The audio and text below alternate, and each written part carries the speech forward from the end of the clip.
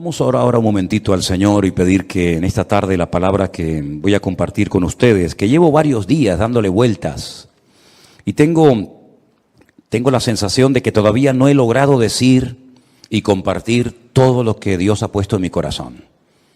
A veces dicen, un secreto profesional, que el día más triste o más bonito para un pastor no es el domingo, sino el lunes.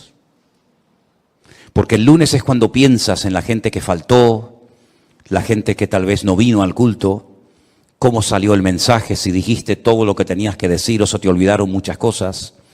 Gracias al Señor, para mí los días lunes son días de bendición y días de victoria, ¿verdad? Como cualquier otro. Pero a veces he tenido la sensación cuando llego a casa, sobre todo el domingo, ya el lunes ya me olvido, ya pienso ya en otras cosas, ¿no? Que no dije todo lo que tenía que decir, ni fui capaz de compartir todo lo que yo a nivel personal, en mi estudio de la palabra cada día, saqué de esta porción o de cualquier otra, ¿no? Pero vamos a orar juntos, si les parece, hermanos, para pedirle al Señor que en esta tarde, este hermoso salmo del cual voy a estar hablando, toque nuestros corazones y podamos aprender todo lo que tenemos que aprender en el día de hoy. ¿Les parece, hermanos? Vamos a orar. Señor, muchas gracias, Padre, porque cada vez que abrimos tu palabra, nuestro corazón se llena de gozo y de expectativa por lo que tú nos enseñarás, por lo que tú nos hablarás a través de ella. Te pido, Señor, que el estudio, la exposición de este hermoso salmo sea de bendición para todos los que vamos a oírlo y podamos aprender e interiorizar todo lo aprendido en el día de hoy. Ayúdanos, Señor, a estar atentos, tanto a la hora de compartir como a la hora de recibir, que tu nombre sea glorificado y que en esta tarde salgamos de aquí renovados y fortalecidos en la fe, en el nombre de Jesús. Amén y amén. Me gustaría primeramente ponerles en la pantalla, en las pantallas de la iglesia, un gráfico donde hemos hecho un pequeño resumen de los 150 salmos que tenemos hoy por hoy en nuestras Biblias. Realmente el libro de los salmos no es un libro, son 5 libros.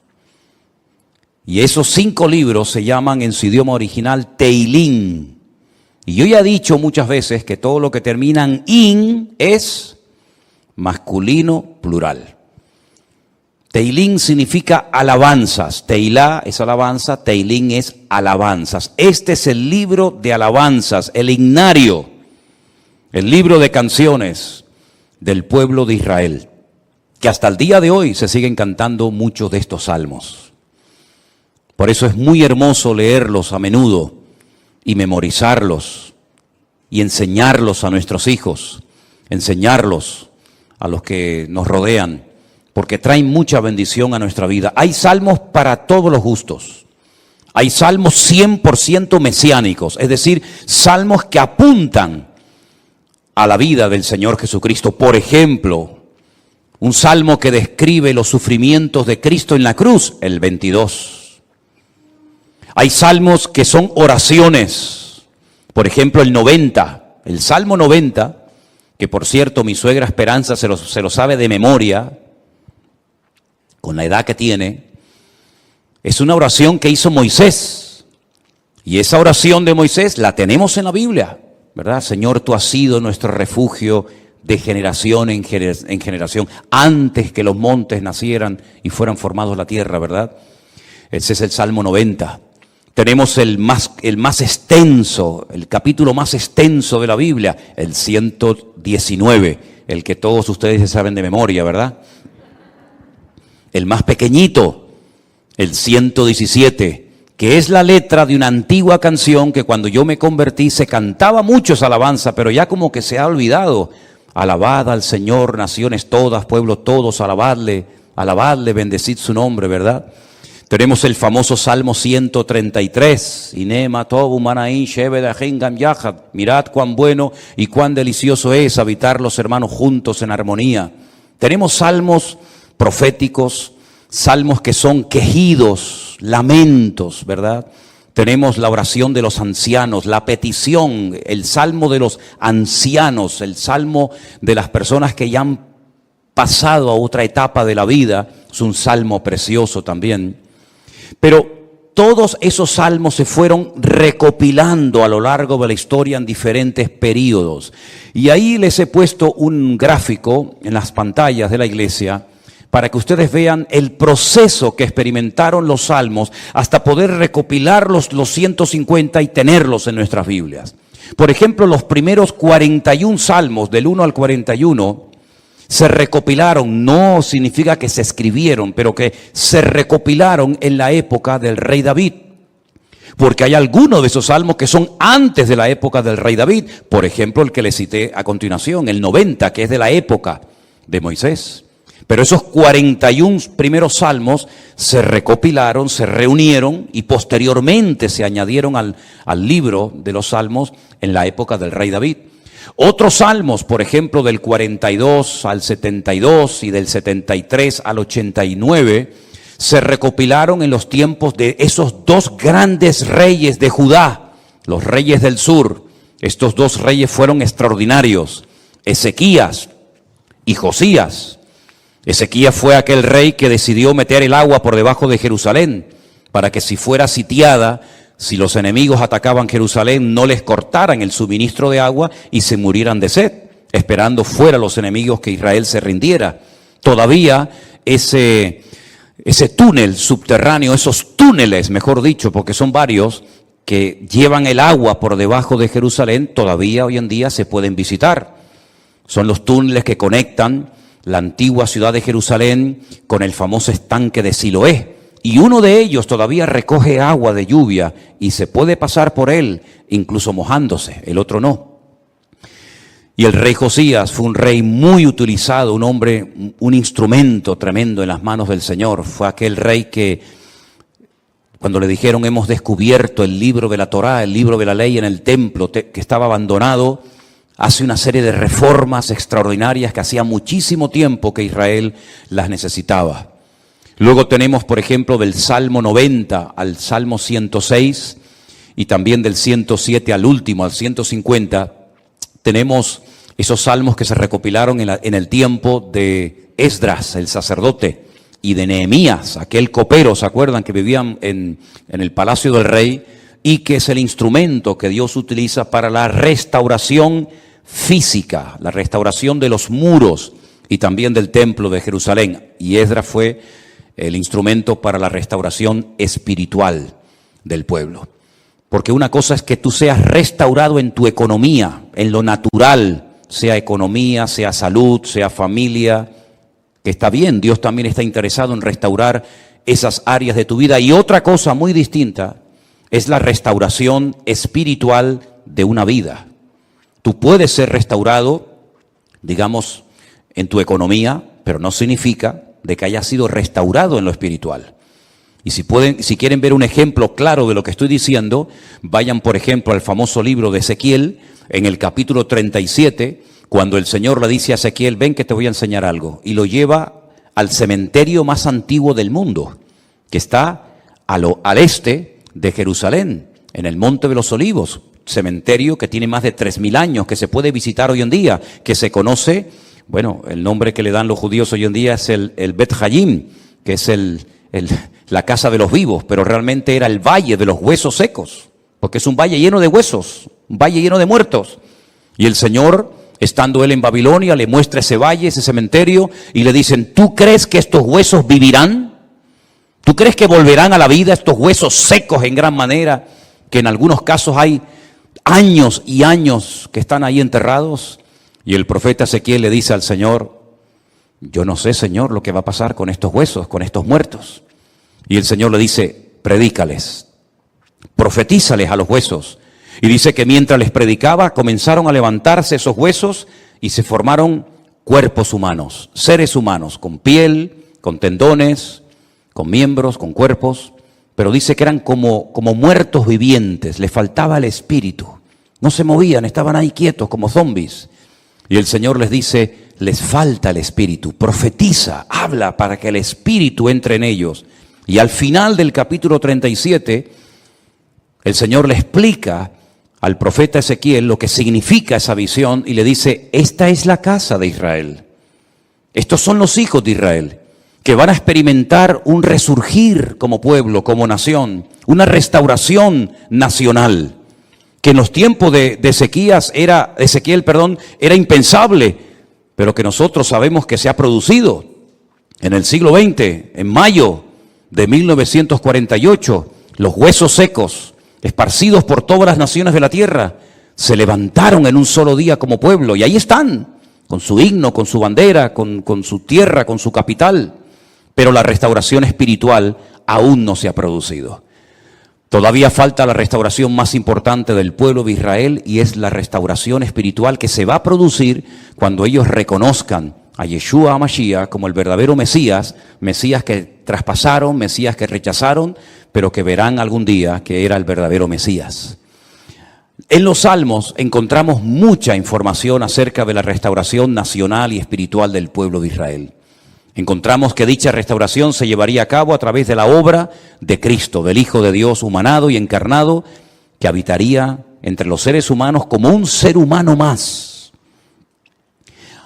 En los Salmos también encontramos al principio mucha información acerca del tipo de salmo que vamos a leer. Por ejemplo, hay salmos que en la parte de arriba pone Mictán. ¿Lo habéis visto alguna vez? Mictán. Y uno dice, ¿y eso qué significa? Mictán es una enseñanza profunda. Un salmo que ponga arriba como título Mictán es una enseñanza a tener en cuenta. Es una sabiduría expuesta por escrito para que el que la lea, el que la reciba, el que la cante, sepa que está cantando verdades muy profundas que nacen del corazón de Dios. Hay salmos que, por ejemplo, pone Salmo de Segilot, y significa que es un salmo que se tenía que tocar con instrumentos de cuerda, porque no todos los salmos se tocaban con instrumentos de cuerda, había otros que eran de percusión y otros de viento. Hay salmos que pone, por ejemplo, Shir LaMa'alot, salmo cántico de las subidas, que eran los salmos que cantaban los peregrinos cuando subían a Jerusalén 3 veces al año a celebrar la fiesta de la Pascua, la fiesta de los tabernáculos, que era la última, y en medio la fiesta de Pentecostés o la fiesta de Shavuot, las semanas. Y también algunos creen que había escalones en el templo de Jerusalén donde se ponía el coro, y esos salmos de las subidas desde allí los cantaban. Pero en este salmo, si ustedes lo pudieran ver en hebreo, al principio pone Mitzmor, y la palabra Mitzmor significa que es un salmo que hay que cantarlo.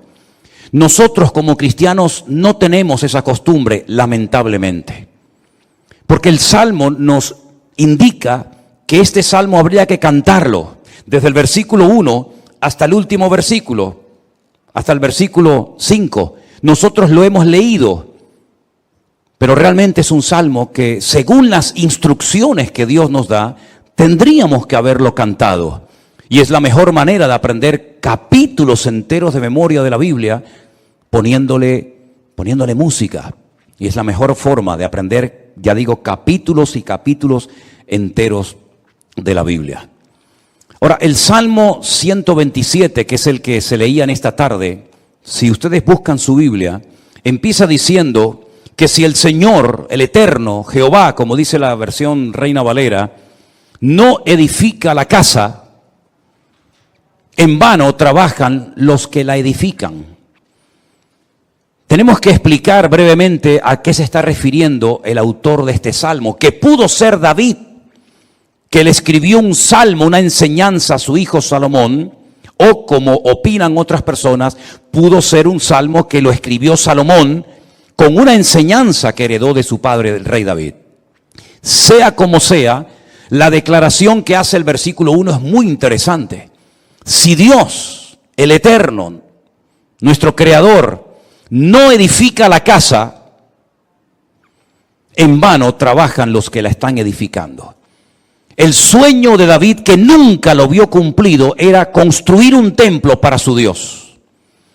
Dios nunca le dijo a David que lo hiciera, pero nació en el corazón de David el anhelo, el deseo de tener una casa, un templo, sobre todo para que el arca de la alianza, que tenemos ahí en la entrada de la iglesia como una réplica, para que ustedes pudieran ver el tamaño original que tenía el Arca de la Alianza en aquellos tiempos, en vez de estar debajo de una lona, debajo de una tienda de campaña, pudiera estar en un templo bonito, grande, bien decorado, espacioso, etcétera, etcétera. Ese era el sueño de David, pero nunca lo vio cumplido, porque el profeta Natán le dijo que él no tenía el aval, el respaldo de Dios, el permiso del Señor para construir dicho templo. Ese templo solamente podía ser levantado en un lugar, no podía ser levantado en cualquier parte, sino encima de lo alto de un monte llamado el monte Moriah. Es una palabra compuesta, el lugar donde Dios me enseña. Moriah viene de maestro, Moré, Morá, Morim, Morot, y Yad es el diminutivo del nombre de Dios. El monte donde Dios es mi maestro, el monte donde Dios me enseña y me instruye, ¿verdad? En ese monte vivía un señor llamado Arauna, que era un jebuseo, los antiguos habitantes de Jerusalén. Y allí sube el rey David, y entonces dice la Biblia que allí ofrece un sacrificio, cuando había muerte por todas partes, por un pecado que, como bien saben ustedes, el rey David había cometido. Allí él presenta un sacrificio en el mismo monte y en el mismo lugar donde tiempo atrás el famoso patriarca Abraham, el amigo de Dios, había subido con su hijo Isaac para sacrificarlo sobre un altar, pero el Señor lo detuvo y le dijo: no lo hagas. Todavía ese altar, esa roca enorme que es tan grande como esta plataforma o más, todavía está allí. Y los judíos consideran que desde allí fue donde Dios creó el mundo, el ombligo, el centro geográfico de la tierra bíblica. Pues en ese lugar Salomón, su hijo, iba a construir el primer templo de la historia para Dios. Ellos tenían que partir de la base de que el Dios de ellos era tan grande, tan inmenso, que era imposible meterlo dentro de un templo. Es totalmente imposible meter a Dios, limitar a Dios dentro de un cubículo, dentro de un edificio, porque ya el Señor le había dicho a David que el cielo es su trono y la tierra es el estrado de sus pies. ¿Qué templo me van a hacer ustedes para mí? Los romanos se reían de los judíos cuando llegaron a Israel y decían: ustedes están locos, porque ustedes tienen un templo enorme, precioso, pero vacío. ¿Dónde están vuestros dioses? ¿Dónde están vuestras divinidades? Los griegos, los romanos y todas las culturas habidas y por haber levantaban templos, pero luego los llenaban de ídolos. Apolos, Afrodita, ¿verdad? Cibeles, Ares y tantos dioses. Pero los judíos nunca pusieron una figura de Dios, porque al Señor tu Dios adorarás y a Él solo servirás. Y en los famosos 10 mandamientos, el Señor prohibía la fabricación de imágenes de talla. Por lo tanto, era un templo vacío, pero en lo más recóndito, en lo más oculto del templo, estaba un lugar que nosotros lo llamamos el lugar santísimo, donde estaba el Arca de la Alianza. Y Salomón iba a poder construir ese templo con la ayuda de miles y miles de personas. Y podía estar tranquilo de que nadie le iba a atacar, porque su padre había estado durante años sometiendo a todas las naciones vecinas para que su hijo, en tiempos de paz y de prosperidad, pudiera construir el templo de Jerusalén. Lo tenía todo. El padre le dio los planos. El padre le escribió 77 letras de canciones que las tenemos en la Biblia, los famosos salmos de David, para que pudieran cantar. Inventó instrumentos musicales, le dio oro, piedras preciosas, madera, plata, bronce, lo tenía absolutamente todo. Y además Salomón hizo un pacto con el faraón, que eran expertos en aquella época en la fabricación de megaestructuras, porque los judíos nunca habían hecho un edificio tan grande, y mucho menos para Dios. Cómo levantar aquellas piedras, subirlas a aquel monte, colocarlas una encima de la otra, aquellas columnas, más de 70 columnas exactamente, de una pieza, cómo iban a levantarlas, ponerlas a nivel para que aquella casa no se cayera. El templo no tenía arcos, como lo inventaron los romanos, por eso los arcos le han permitido a las fabricaciones y a la arquitectura romana permanecer hasta el día de hoy, pero eran columnas y era muy difícil poner aquello en pie. Hay, por ejemplo, en la ciudad de Jerusalén, en un lugar donde yo he llevado a algunos hermanos alguna vez, una columna entera que es como de aquí al fondo de la pared, que se quebró y allí la dejaron, y han pasado 2000 años y todavía aquella columna sigue allí.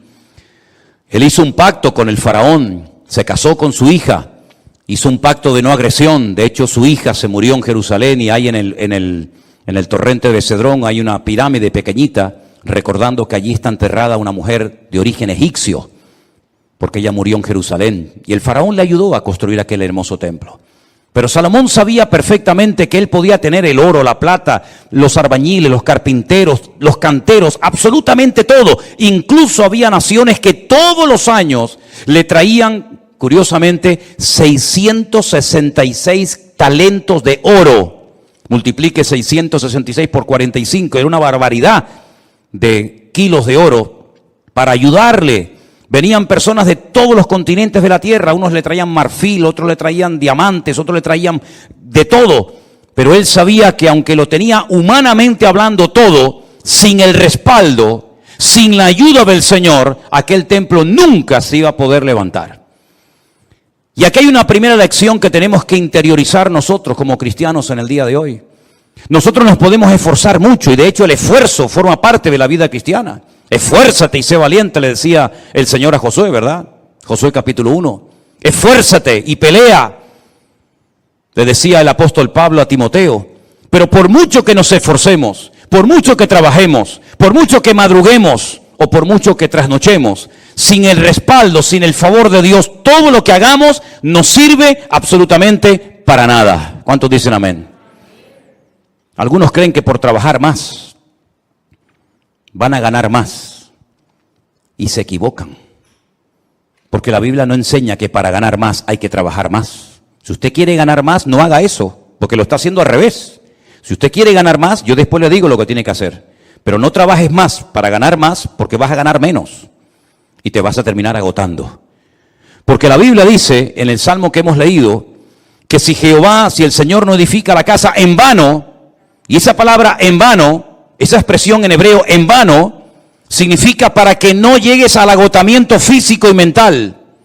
¿Qué les parece? Para que no llegues a un momento que digas, ya no aguanto más, estoy reventado, estoy cansado.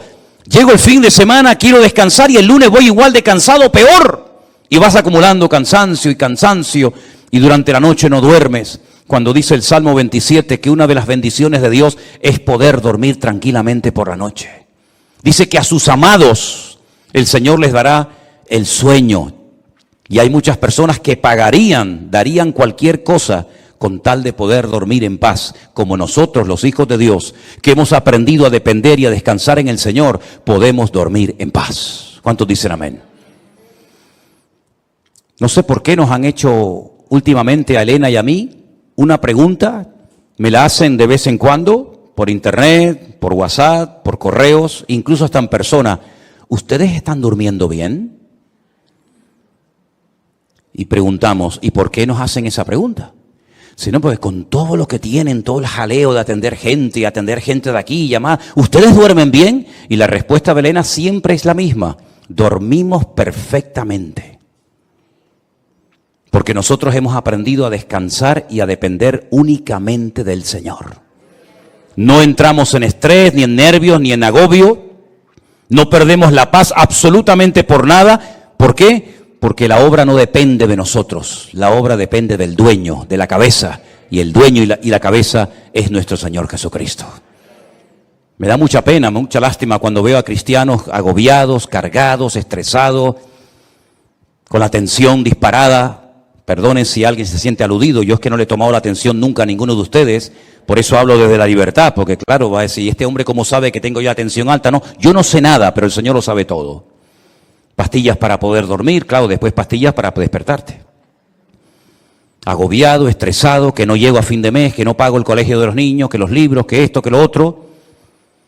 Y yo he cumplido recientemente 60 años. No me da ninguna vergüenza decirlo, al contrario, estamos orgullosísimos de los 60 años que tenemos. Y de esos 60 años, que parecen mucho, pero a la hora de la verdad no son tantos, de esos 60 años, 40 los he dedicado a servir única y exclusivamente al Señor. Es decir, no me he dedicado en otra cosa los últimos 40 años de mi vida más que a servir al Señor. Con iglesias pequeñas, con iglesias grandes, con escasez, con abundancia. con mucha gente, con poca gente o con ninguna gente. Y en estos últimos 40 años, si algo hemos aprendido, sobre todo en este último año, es que Dios es galardonador de los que le buscan. Y cuando más difícil estaba todo, y cuando humanamente hablando era imposible que esto siguiera adelante, el Señor sin manos nos dio una cachetada de amor, mostrándonos y enseñándonos que Él es el que edifica su casa y su obra, y no nosotros. A mí me llama mucho la atención que este verbo edificar es exactamente el mismo que emplea el Señor Jesucristo cuando hace referencia a lo que Él iba a hacer. Edificaré mi iglesia. Su padre en Génesis capítulo 1 nunca empleó el verbo baná o boné, que es construir, sino el verbo bará, que se parece, pero no tiene nada que ver una cosa con otra. Bará es un verbo que solamente aparece en la obra creadora de Dios. Cuando dice la Biblia que en el principio creó, ese verbo creó es bará y significa crear de la nada. Este púlpito está hecho de un material llamado metacrilato. Lo mandamos a hacer hace 20 años. El que lo hizo, porque este no se ha perdido ningún culto desde que estamos aquí, Este ha estado todos los cultos, todas las reuniones de jóvenes, todos los cultos de jueves, todos los cultos de domingo. Este que está aquí, o esto que está aquí, ha estado siempre aquí. Pero el que lo hizo, no lo creó, lo hizo utilizando una materia prima, metacrilato. Y el púlpito que tenemos en la iglesia del Puerto de la Cruz es de madera. Y alguien lo hizo, no lo creó, utilizando la materia prima de la madera. Pero el verbo bará en Génesis capítulo 1 es crear de la nada. ¿Y cómo Dios creó sin utilizar materia prima? Sin utilizar tierra, sin utilizar piedra, sin utilizar madera, con el poder de su palabra. Dijo Dios, sea la luz, y fue la luz. Y dijo Dios, y todo lo que Dios decía se materializaba por el poder de su palabra. Pero curiosamente el Hijo, cuando viene a este mundo hace 2000 años, Él no dijo, crearé mi iglesia de la nada. No dijo eso, sino dijo, edificaré. Y si juntamos, y tenéis memoria para recordar esto, el Salmo 127 dice Salomón, si Dios no edifica esta casa, en vano estamos trabajando nosotros aquí. Estamos perdiendo el tiempo, nos estamos desgastando, vamos a llegar a la extenuación, al agotamiento, si Dios no respalda esta obra. Porque Él sabía que esa obra no dependía de sus obreros, de su sabiduría, que era mucha y la tenía, de su dinero, que era mucho y lo tenía. Él sabía que aquella casa no era una casa particular, no era una sinagoga, no era un colegio, era la casa de Dios. Y la casa de Dios solamente se podía utilizar esa palabra, esa expresión, para hacer referencia al templo. Yo sé que hay gente que dice, hermanos, bienvenidos a la casa de Dios. Está mal dicho eso. Porque esto no es la casa de Dios. Esto es un local donde se reúne la iglesia, pero esto no es la casa de Dios. Dios no vive aquí. Si esto fuera la casa de Dios, yo no me voy de aquí ni a palos. ¿Cómo me voy a ir de aquí si mi Dios vive aquí? ¿A dónde me voy a ir? Nos tendríamos que venir a vivir aquí. Pero esta no es la casa de Dios. Pero en aquellos tiempos, cuando Salomón dice, si Jehová no edificare la casa, ¿a qué casa se refería? A la casa de Dios.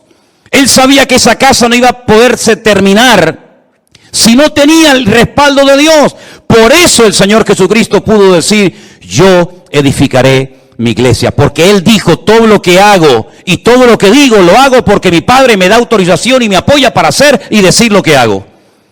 Por eso la iglesia ha permanecido en estos últimos 2000 años con persecuciones, con todo tipo de regímenes políticos, con falsas doctrinas, con divisiones, etcétera, etcétera. ¿Por qué? Porque el que la está fabricando no es el hombre, el que la está construyendo es el Señor Jesucristo.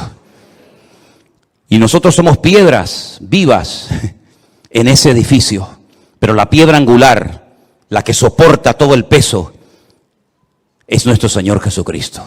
La piedra que desecharon los edificadores ha venido a ser la cabeza del ángulo. Bendito sea Dios. Piná, Rosh Piná. Eso es, Rosh Piná. Hay un pueblo en Israel muy bonito que se llama Rosh Piná, que significa la cabeza del ángulo. Pero este salmo, ¿sabes? Te da una calma, te da una paz impresionante, porque no tienes que estar dependiendo de tu esfuerzo personal. sino del respaldo de Dios. Y yo le hacía esta mañana a los hermanos del Puerto de la Cruz 2 preguntas que se las voy a hacer ahora a ustedes. ¿Dios está respaldando lo que estás haciendo? Piensa bien, Todos no vamos a ser pastores, todos no van a ser predicadores, evidentemente.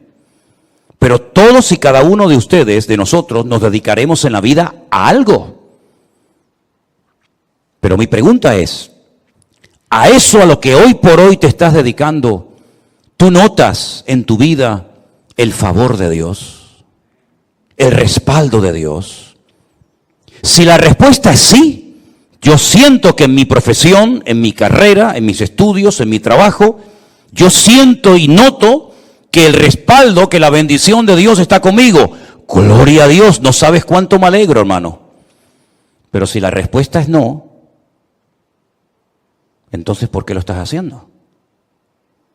Si sabes que Dios no te ha mandado a hacer lo que estás haciendo, ¿cómo te atreves a hacerlo?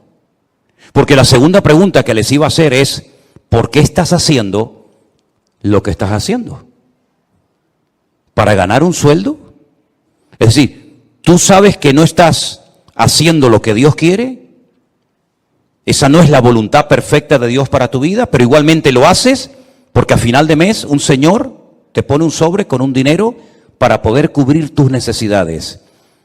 ¿Así es como tú te has montado tu vida cristiana? ¿Te ves haciendo lo que estás haciendo tus próximos 10 años, 20 años de tu vida? ¿Ese es el futuro de tu vida?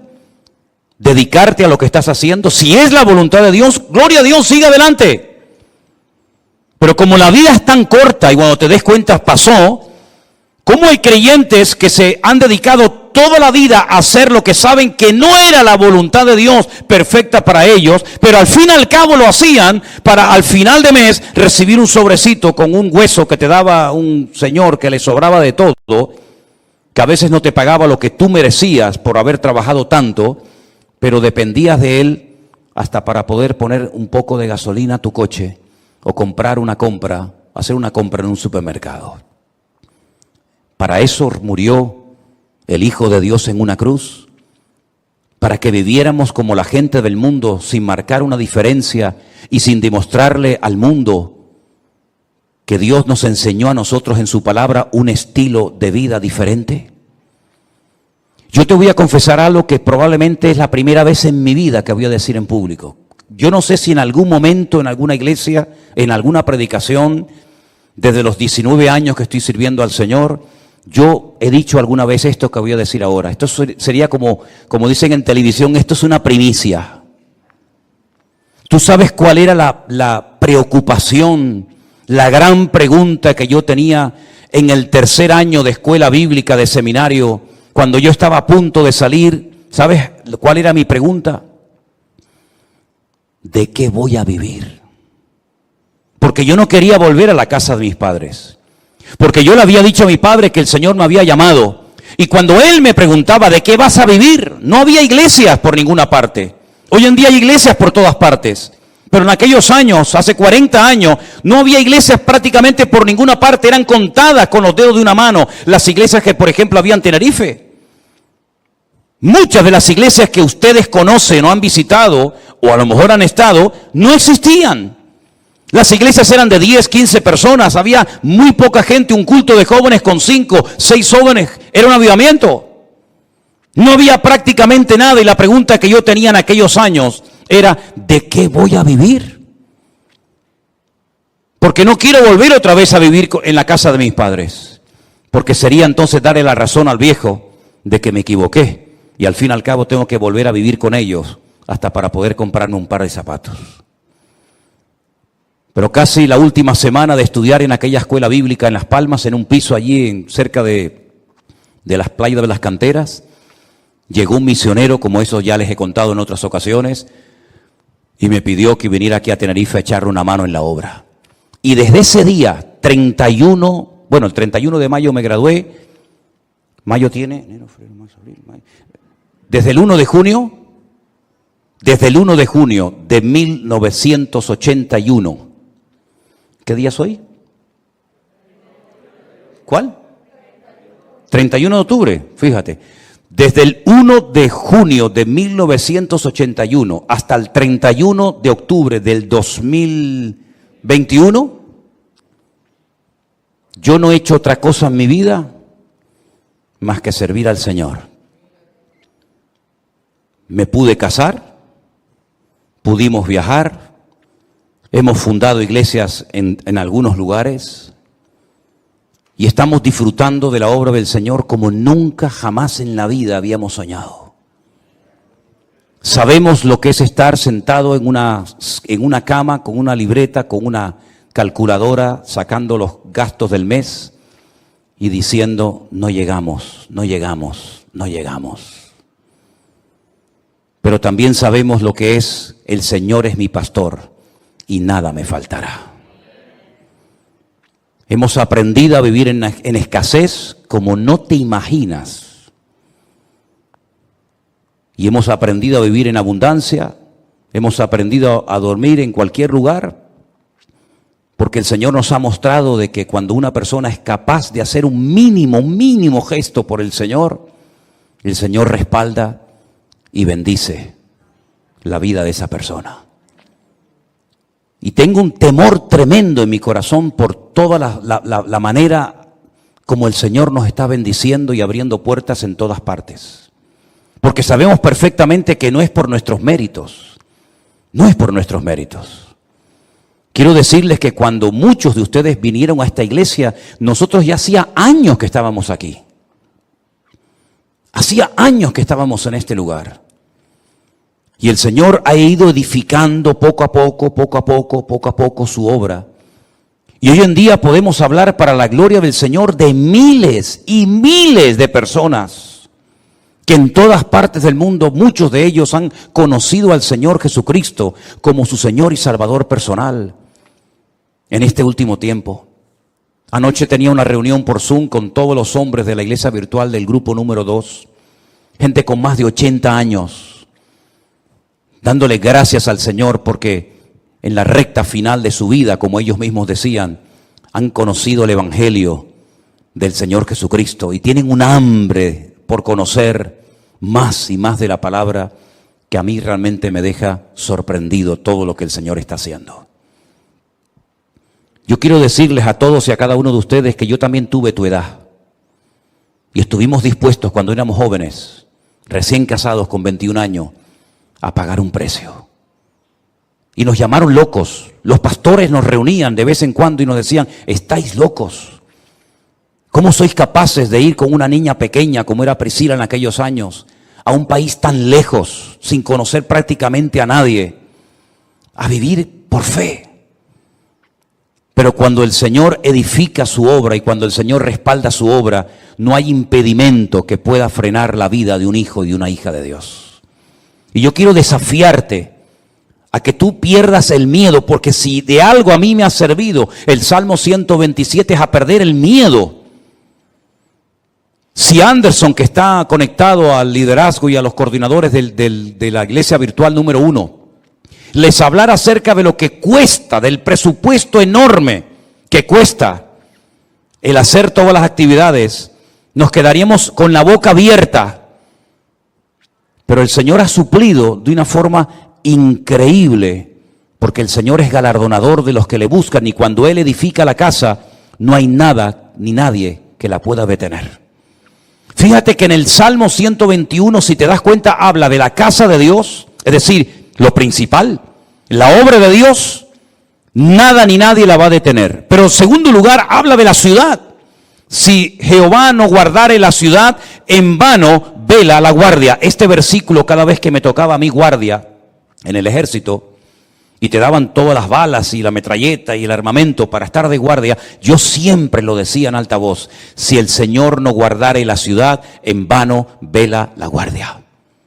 Porque todo lo que hagamos, todo tu esfuerzo personal, y que conste, quiero dejar bien claro, por favor, hermano, que el Salmo 127 no es un salmo que apoya al perezoso, al vago, al negligente. No, al contrario. El esfuerzo forma parte de una vida cristiana normal. Pero todo nuestro esfuerzo, nuestro sudor, nuestro trabajo, no sirve de nada si el Señor no respalda lo que estamos haciendo para Él? Absolutamente de nada. Luego es un golpe al ego del hombre, porque la gloria no me la llevo yo. Yo he sido el que he edificado, como decía Salomón, Nabucodonosor, ¿se acuerdan? Yo fui el que levanté la gran Babilonia. Y al final tuvo 7 años viviendo en un monte como un animal, para que el Señor pudiera arrancar de su corazón la arrogancia y el orgullo. Porque una persona arrogante, acomplejada u orgullosa no es digna de estar sirviendo al Señor. Una persona con orgullo, una persona que se le sube a la cabeza lo que tiene, lo que es o lo que hace, es una persona que no está capacitada para estar al frente de una obra. Por eso a mí me da alegría ver al hombre más sabio de la tierra, a uno de los hombres más ricos del mundo, como era Salomón, que cuando la reina de Saba vino y lo visitó, le dijo: lo que me contaron no es ni el 1% de lo que ven mis ojos. Que él reconozca que el éxito de aquella obra no estaba en él, sino estaba en su Dios. Y nosotros tenemos que aprender hoy más que nunca, que tenemos que aprender a depender de Dios. Y eso hay que enseñárselo a nuestros hijos, y hay que enseñárselo a los jóvenes de la iglesia, para que nos demos cuenta de que en estos tiempos donde la economía está en crisis, y donde el mundo irá, según la Biblia, de mal en peor, nosotros estemos preparados y sepamos adaptarnos a las circunstancias y no perder la paz ni el equilibrio, porque el Señor es nuestro Dios y estará con nosotros todos los días hasta el fin del mundo. Madrugar y trasnochar sin el respaldo de Dios no sirve absolutamente para nada. El Salmo 127 es un salmo donde el Señor nos muestra que cuando dependemos de Él podemos estar tranquilos. Y mire lo que dice: por demás es que os levantéis de madrugada y vayáis tarde a reposar, por demás. Y que comáis pan de dolores, pues que a su amado dará Dios el sueño. Y ahora yo te pregunto a ti, ¿y ustedes cómo duermen? ¿Dormiste bien anoche? ¿O estabas dando vueltas y vueltas y vueltas en tu cama sin poder conciliar el sueño? Una de las señales de que nuestra alma está alineada con Dios es que nuestro cuerpo y nuestra mente puede descansar tranquilamente durante la noche. Una mente atormentada sin la paz de Cristo, sin tener esa comunión con el Señor, es imposible que tu cerebro pueda descansar durante la noche y dormir tranquilo, sabiendo en quién has confiado. Fíjate lo inútil que es rodearse de cosas o de personas para que te protejan y para que te ayuden cuando no está el Señor controlando tu vida, tu economía, tu matrimonio, tu ministerio, tu iglesia, etcétera, etcétera. Por mucha gente que te rodee, por muchos amigos que tengas, por mucha economía que tengas, no sirve absolutamente de nada. Y te voy a poner un ejemplo tremendamente gráfico para que veas lo inútil que es rodearse de personas creyendo y confiando en ellos en vez de confiar y descansar en las promesas del Señor. ¿Os acordáis de Saúl? ¿Sabéis quién era Saúl? Sí, ¿verdad? El primer rey de Israel.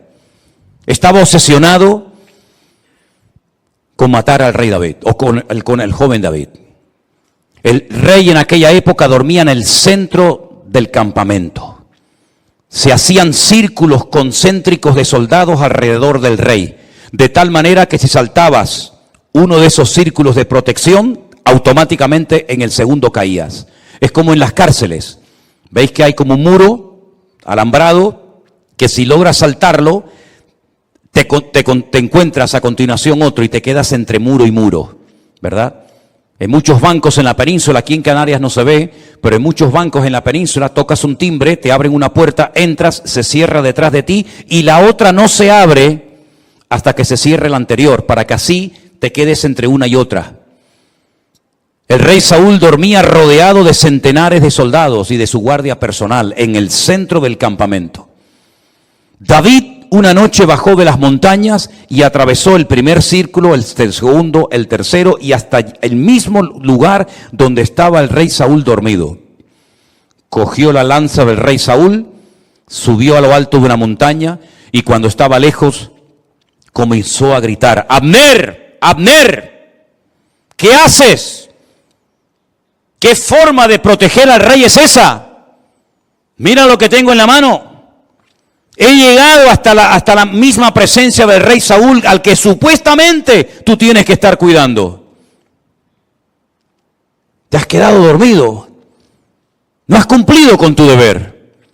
Y ahí hay un ejemplo gráfico de cómo un rey, rodeado de cientos de soldados que se quedan dormidos, ahora puedes entender lo que dice el Salmo 127. Si el Señor no vela y cuida y protege a la ciudad, en vano vela la guardia.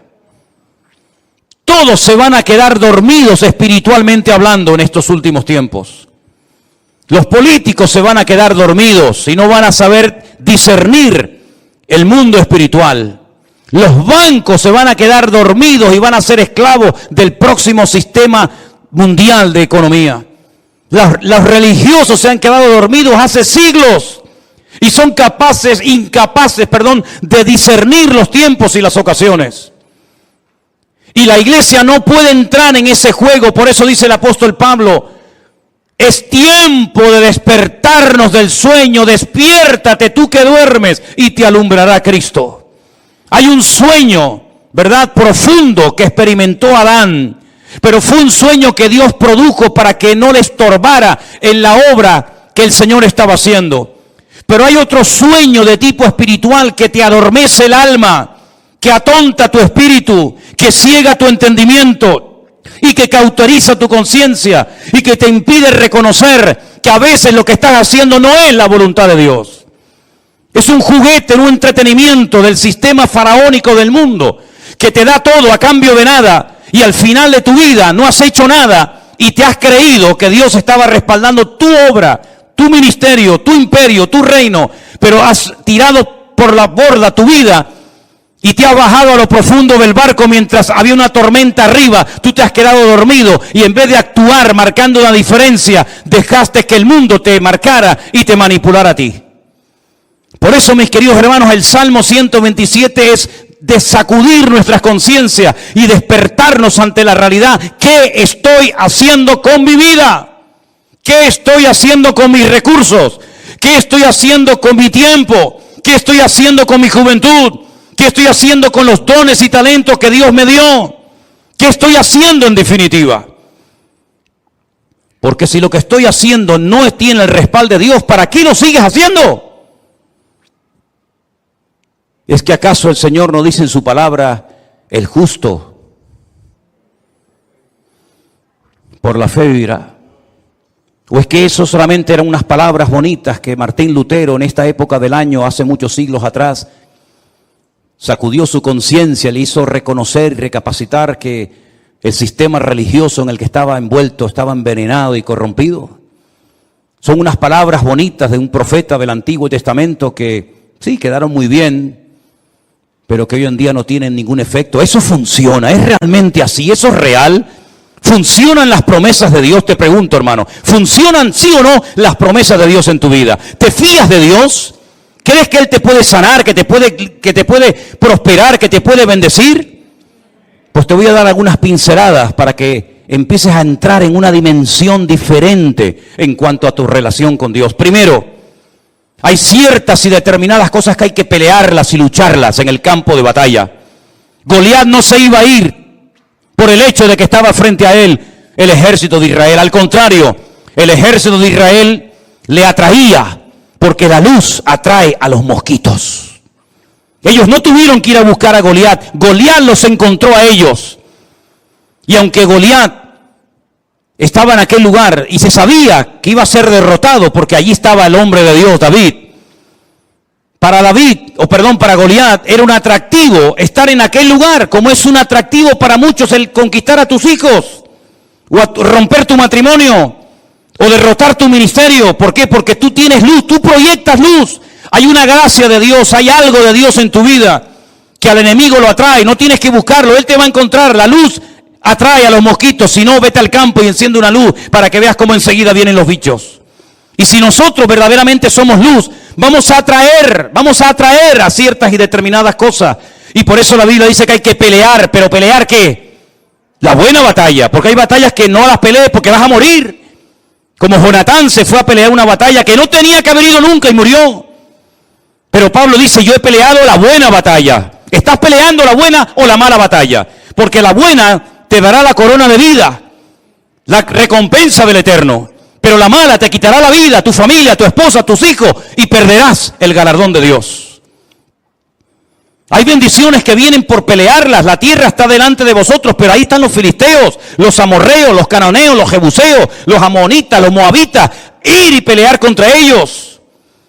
Y tuvieron que pelear y jugarse la vida, y derramar sangre, y tener heridas y cicatrices en el cuerpo para conquistar la tierra. Porque hay ciertas y determinadas bendiciones, claro, tú tienes que saber cuáles, que tienes que conseguirlas peleando la buena batalla en el nombre del Señor. Pero hay otros milagros que no vienen por pelear, sino simplemente por decir gracias por esta situación que estoy atravesando en mi vida. Cuidado, no solamente es una palabra mágica, gracias y ya viene el milagro, no. Es una actitud, es una edificación interior de tu alma producida por la obra del Espíritu Santo en ti. Y cuando tu corazón no tiene quejas ni dudas, porque puedes decir, yo sé en quién he creído. Eres capaz de llegar a un cementerio en un ambiente de derrota y de pesimismo, cuando incluso los familiares del difunto te echan en cara, si hubieras estado aquí mi hermano no estaría muerto, como diciendo tú eres el culpable, si tú hubieras estado aquí mi hermano estaría vivo. Y cuando te ponen todo tipo de impedimentos y de trabas diciendo no, deja las cosas como están, porque si movemos la piedra va a salir un olor terrible, hace 4 días que ese hombre está ahí enterrado y esto va a ser terrible. Cuando tú tienes un corazón moldeado por la mano del eterno Dios, tú eres capaz de, ante la muerte, decir, Padre, yo te doy gracias porque sé que tú siempre me oyes. Y se produjo un milagro sin ayuno, sin oración, sin reprender demonios, sin gritos, sin show ni espectáculos, sino simplemente con una expresión de gratitud y de dependencia del Padre. Yo sé que tú siempre me oyes. Lázaro, sal fuera. Y se produjo un milagro tremendo, uno de los milagros más espectaculares de Cristo, simplemente por expresar gratitud en medio de la muerte y del dolor. Y el segundo gran milagro de Cristo, un milagro que consistió en multiplicar cosas. En este caso no fue transformar elementos como agua o vino, sino crear cosas, multiplicar panes y peces de una forma incontable, en pleno desierto, donde no había recursos materiales para poder cubrir la necesidad de tantas miles y miles de personas. Cuando sus propios discípulos, y tendrás esta experiencia en tu vida, te lo aseguro, hermanos que te llegarán y te van a decir, pero con ese sueldo, ¿a dónde vas? Y con ese cochecito, ¿qué haces? Y con esa motito, ¿qué haces? Y tus propios hermanos te tratarán de limitarte lo que tienes, como diciendo, pero lo que tienes no vale para nada. Cuando incluso uno se le acercó al Señor y le dijo, ni 300 denarios que tuviéramos, que no los tenemos, por cierto, pero si los tuviéramos, tampoco servirían para dar de comer a estas multitudes. El Señor toma lo poco y le enseña a los discípulos que en el peor momento de sus vidas, cuando acaban de recibir la orden, el desafío de darles vosotros de comer, aprendan a atender a la gente. Pero si no tenemos ni para nosotros. Sí, pero es que hay un principio. Cuando te descentralizas de ti mismo y te centras en Dios y en los demás, el aceite nunca faltará. Nunca faltará. Así que dadles vosotros de comer y yo os voy a enseñar cómo se les da a la gente hambrienta de comer. ¿Qué hay por ahí? Unos cuantos panes y peces, los cogió, los bendijo y dio gracias. Y dando gracias,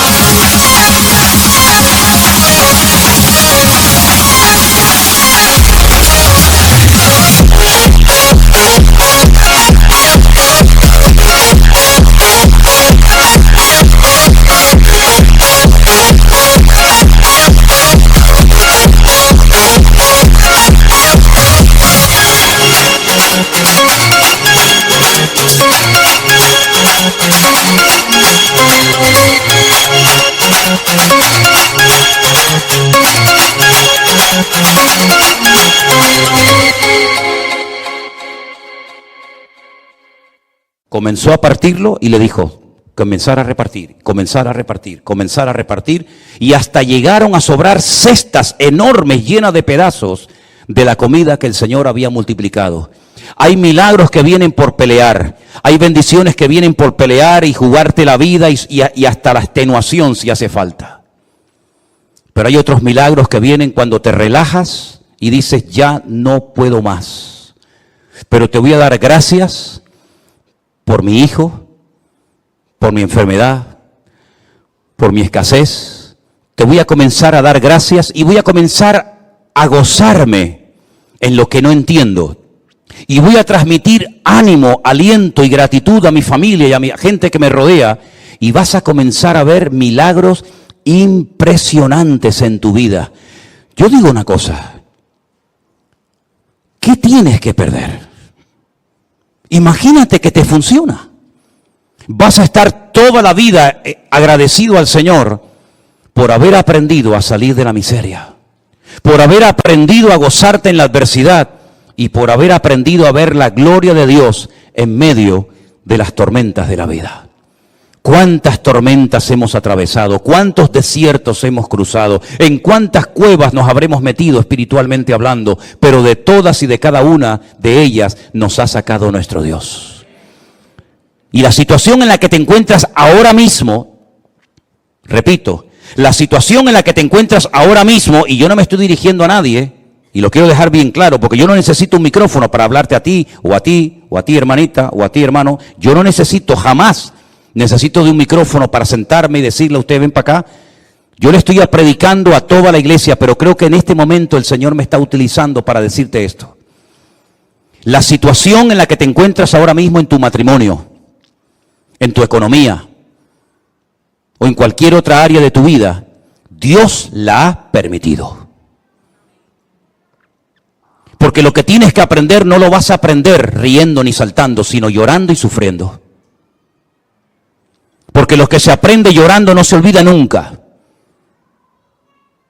Lo que se aprende en el dolor y en el sufrimiento no se olvida jamás en la vida. Por eso hay dolores que son una bendición.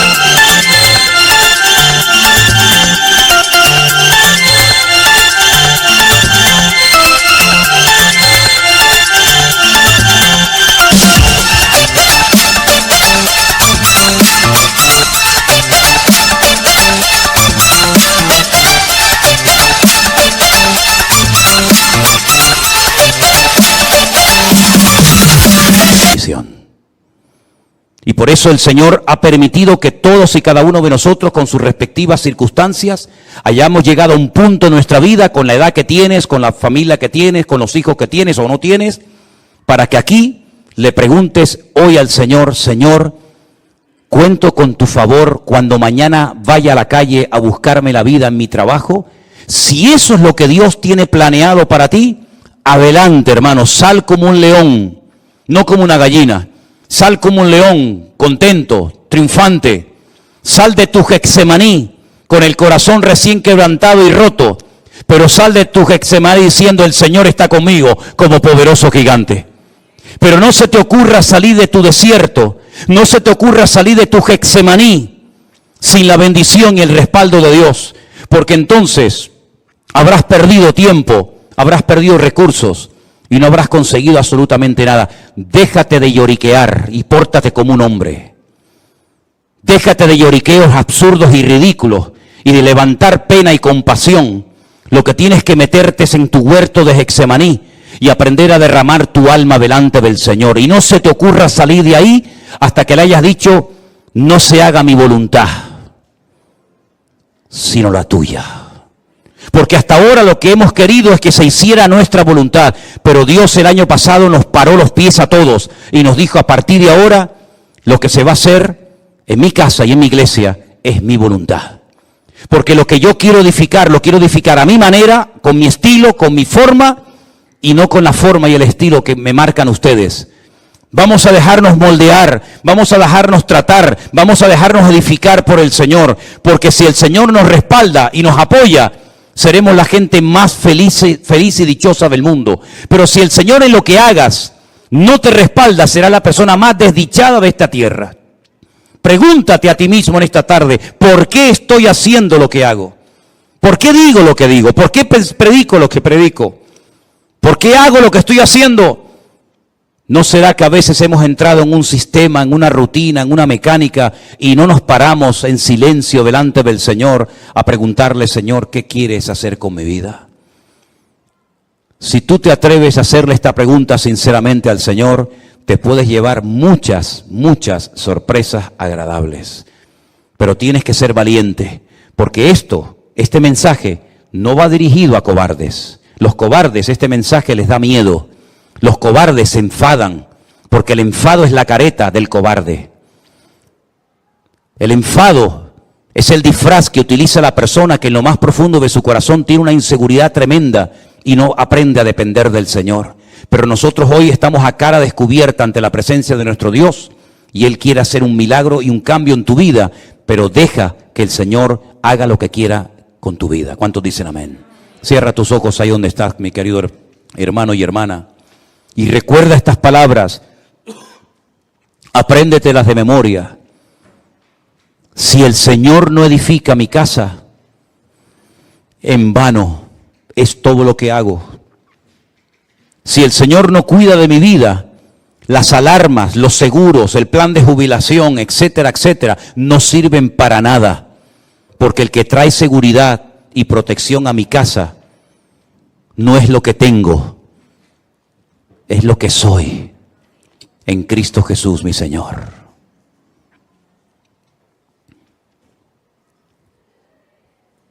En esta tarde, Señor, hemos escuchado tu palabra atentamente. Y hemos reflexionado acerca de nuestra vida, de nuestra existencia. Y queremos pedirte en esta tarde, Señor, ayúdanos a depender 100% de ti, Señor. No confiamos ni creemos en nuestra experiencia, ni en nuestra fe, ni en nada, sino solamente en ti. Y por eso yo te ruego, Señor, que en esta tarde este salmo sea una base, un fundamento sobre la cual comencemos a trabajar y a edificar nuestra vida de hoy en adelante. Señor, edifica tu iglesia como tú quieras. Guarda tu iglesia como tú solamente lo sabes hacer. Y cuida de la vida de nuestros hijos, porque son las flechas, son las saetas que tú nos has dado para demostrarle al mundo que nuestra fe no muere con nosotros, sino que se la hemos traspasado también a nuestros hijos, a nuestra descendencia, para que tu nombre sea conocido en todas las naciones de la tierra. Guárdanos, Señor, en esta semana. Úsanos como nunca antes lo habías hecho. Y renueva nuestras fuerzas y danos sabiduría y de tu gracia, para que podamos en el nombre de Jesús glorificarte en todo lo que hagamos y en todo lo que digamos, en el nombre de tu amado Hijo Jesús. Amén y amén. Nos ponemos de pie, queridos hermanos.